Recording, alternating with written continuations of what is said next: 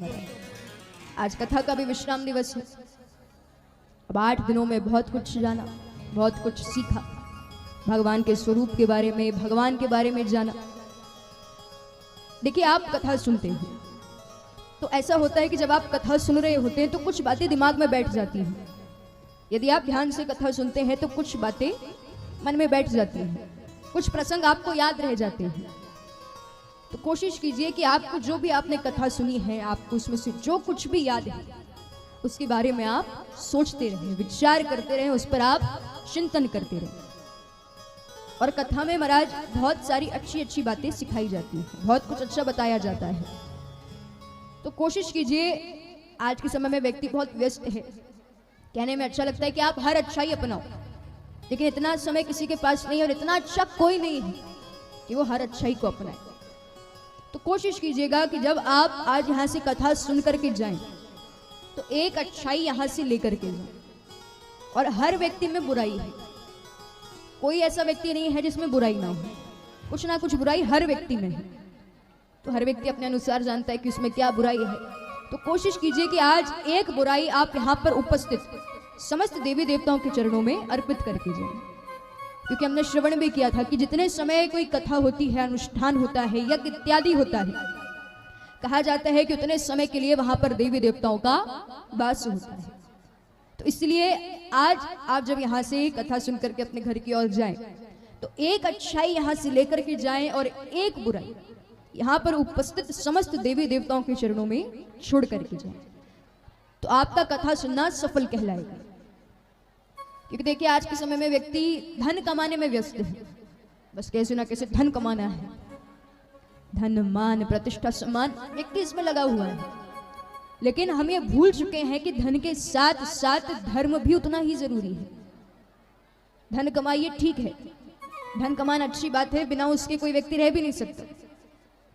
धन कमाइए, लेकिन उसके साथ साथ धर्म कमाना भी उतना ही ज्यादा जरूरी है, आवश्यक है।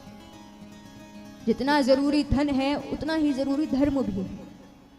यदि जो धन है वो पुष्प है तो धर्म उसकी खुशबू है, उसकी सुगंध है। और महाराज जब हम फूल लेने जाते हैं, पुष्प लेने जाते हैं, तो देखते हैं कि ये जो पुष्प है इसमें सुगंध आ रही है या नहीं, तभी आप उस पुष्प को लेते हो। तो कोई भी पुष्प बिना सुगंध के शोभा नहीं देता। तो इसी तरह से धन यदि पुष्प है तो धर्म उसकी सुगंध है, उसकी महक है। कोशिश कीजिए कि आप धन के साथ साथ धर्म भी कमा सकें।